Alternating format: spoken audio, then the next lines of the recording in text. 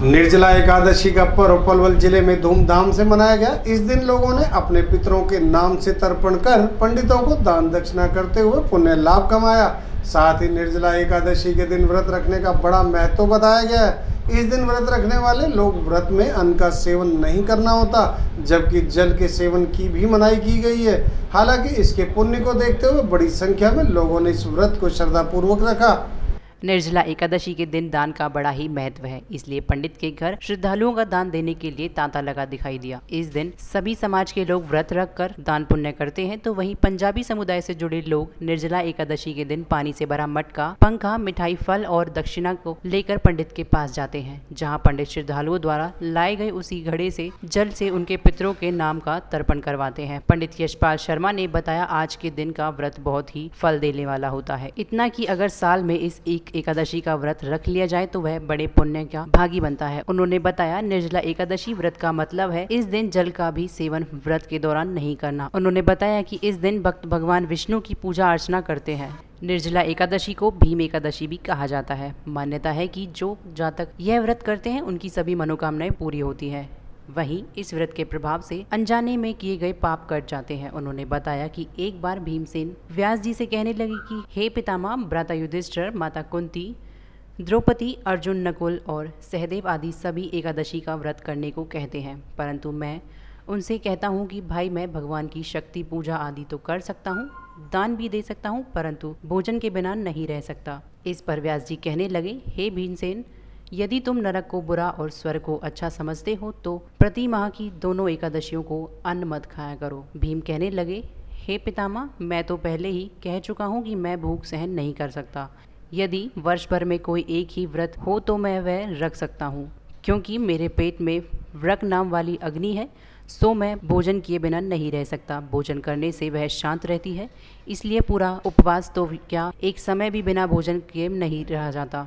व्रत की इस कथा को सुनते हुए पंडित यशपाल शर्मा ने कहा कि भीम की इस बात को सुनकर व्यास जी कहने लगे कि वृश्चिक और मिथुन की संक्रांति के बीच ज्येष्ठ माह के शुक्ल पक्ष की जो एकादशी आती है उसका नाम निर्जला है। तुम उस एकादशी का व्रत करो। इस एकादशी के व्रत में स्नान और आचमन के सिवा जल वर्जित है। आचमन में 6 मासे से अधिक जल नहीं होना चाहिए।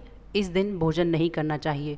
इसका फल पूरे 1 वर्ष की संपूर्ण एकादशियों के बराबर होता है। काशी का बहुत ही ज़्यादा ही महत्वपूर्ण महत्व होता है। इसी से काशी का नाम भीमसेन, पांडव काशी भी कहते हैं, भीमसेन भी कहते हैं, निर्जला काशी भी कहते हैं। एक बार नारायण उसमें एक बार नैमिषारण्य में ना एक सूत महाराज जी की कथा चल रही थी, तो उसमें पूछते हैं कि महाराज जी इसका व्रत का महत्व बताइए। तो एक काशी का दिन आ जाता है, तो इसमें वो बताते हैं कि जो हमारे भीमसेन है जी, उनका पांडवों के जो भाई है, 5 भाई होते हैं, उनमें से एक जन के भीमसेन होते हैं। उसको ना वक्र नामक अग्नि होती है, जो उसको भूख बहुत लगती है। उसको वक्र होता है, वक्र मीन्स पेट में अग्नि, तो उनको उसकी बहुत ज़्यादा भूख लगती है खाने की। तो उसमें काशी का दिन आ जाता है, तो उससे बोला जाता है कि उसके पिताश्री बोलते हैं, तो कह रहे बेटा आज काशी है, तो कह रहे आप है ना मेरे से और कोई भी काम करवा लीजिए, अन्न दान करवा लो, सोना दान करवा लो, जो भी यथाशक्ति मुझसे बोलोगे मैं वो सब कुछ कर लूँगा, पर ये व्रत नहीं रख पाऊँगा। तो फिर वो उसको समझाते हैं कि अगर आप क्या कहते हैं भाई नर्क को अच्छा समझते हैं, स्वर्ग को गंदा समझते हैं, तो आप इसी काशी को फिर मत रखिए। पर कह रहे हैं इस आप वो साल में, वैसे तो एक मनुष्य को या ब्राह्मण को या किसी भी जाति के आदमी को साल में 15 दिन में एक एकादशी आती है, महीने में 2 बार एकादशी आती है, तो साल में सारी एकादशी रखनी चाहिए।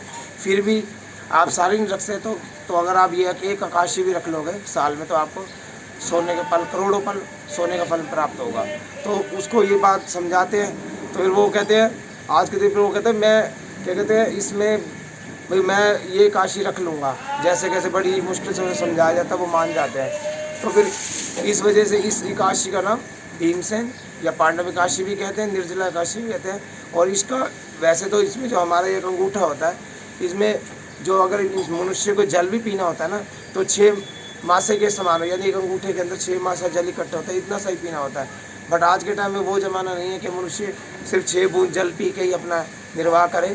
फिर भी ये है कि आप ज़्यादा से ज़्यादा भाई कम से कम भोजन करो। भोजन का इसका मतलब यही होता है कि व्रत रखना, ये नहीं कि आपने भोजन रखा और खाए जा रहे हो। कम खाइए और थोड़ा खाइए अपने शरीर के हिसाब से।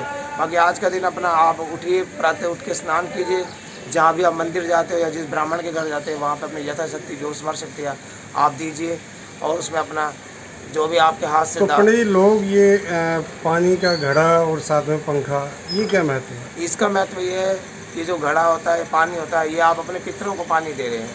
अपने बड़े बुजुर्गों के नाम से जो आपसे तिल फूल इकट्ठा हुआ उसे लेके आप जा रहे हैं कि हे पिताजी या माताजी, हे हमारे बड़े बुजुर्गों। पंखे का क्या महत्व है? ये एक तरह से उनको छत्र छाया के लिए होता है। तो इसे घड़ा पंखा भी कहा जाता है, घड़ा पंखा एकादशी। हाँ जी, घड़े पक्की वाली भी काशी कहा जाता है। वैसे तो उस अगर आप कथा पर निर्जला से बोला मैंने, अगर